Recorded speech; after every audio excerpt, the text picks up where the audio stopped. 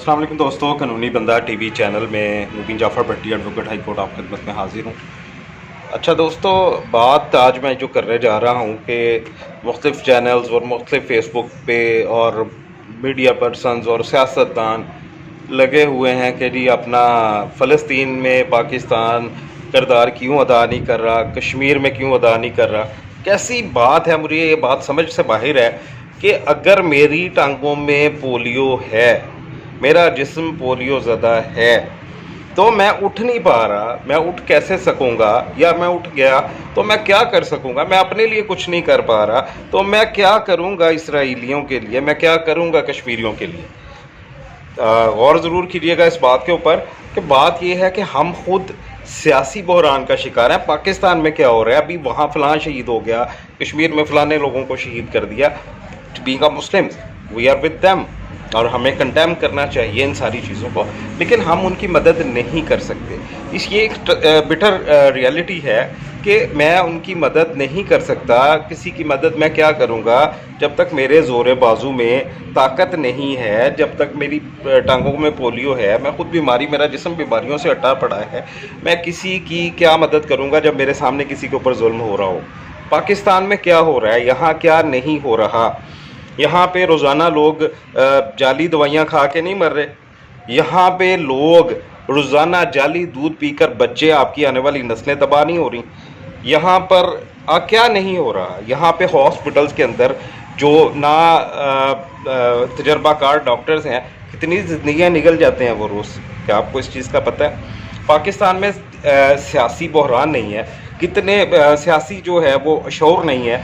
सियासी बहरान का हम शिकार हैं। एक्सीडेंट्स के अंदर सड़कों के जो हालात हैं, कितने नौजवान लोग, बच्चे, माँ बाप समेत मर जाते हैं। यहाँ पे जो है वो जाली खुराकें खा खा कर, जिसका दूसरे ममालिक में तसव्वुर भी नहीं है। हम क्या, कहाँ जा रहे हैं? क्या हमारे मुल्क में अमन है? क्या हमें ज़रूरत नहीं है कि हम अपने लिए ही खड़े हो सकें? कम से कम हम अपने आप को तो स्टेबल करें सबसे पहले, फिर हम बात करते हैं इसराइल की भी, फिर हम बात करेंगे फ़लस्तीन की भी, फिर हम बात करेंगे कश्मीर की भी। मुसलमान ममालिक करोड़ों अरबों रुपया उनके पास है, किसी चीज़ की कमी नहीं है, सारा कुछ मौजूद है, लेकिन वो क्यों कुछ कर नहीं पा रहे? वाई पाकिस्तान? क्यों पाकिस्तान को आगे लगाया जा रहा है, या क्यों वो लोग हमारे साथ अटैच नहीं हो रहे? 56 इस्लामी ममालिक हैं यहाँ पे, वो आवाज़ क्यों नहीं बुलंद कर रहे? सिर्फ तुर्की और पाकिस्तान का। तुर्की तो चलें कर सकता है, तुर्की ने तो अपने आप को इन सारी चीज़ों से आज़ाद करा लिया है। क्या पाकिस्तान में ये आज़ादी मौजूद है? क्या हम जहनी तौर पर ग़ुलाम नहीं हैं? क्या हमें अपनी जहनी ग़ुलामी को पहले नहीं ख़त्म करना?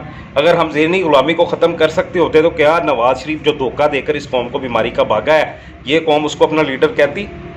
कभी नहीं कहती। हमें पहले खुद को आज़ाद कराने की ज़रूरत है। जब हम खुद को आज़ाद करा लेंगे, जब हम इन चीज़ों को ठीक कर लेंगे, जिसका दुनिया में तसव्वुर नहीं है। बच्चों का जाली दूध पाकिस्तान में बिकता है, यहाँ पे हर रोज़ एक नया बजट आता है।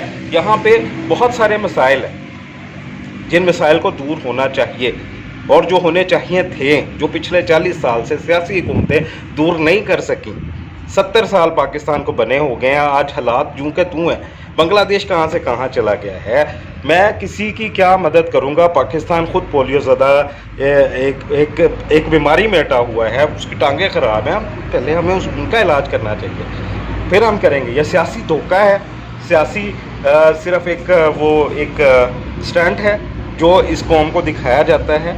क्या हमें अपनी कौम की तरबियत नहीं करनी चाहिए? बिल्कुल ज़ीरो पे खड़े हैं, ये कौम बिल्कुल ज़ीरो पे खड़ी है, जिसको ट्रैफिक सिग्नल में मोटरसाइकिल तक के पे खड़े होने का, गाड़ी को खड़ा करने का, इशारों को अटेंड करने की तमीज़ नहीं है। जहाँ पे लोग बाहर निकलते हैं अपनी फैमिलीज़ के साथ, उनको लेकर लोग अपनी कैसी जगहों पर खारिज करना शुरू कर देते हैं। ये एक तलख हकीकत है।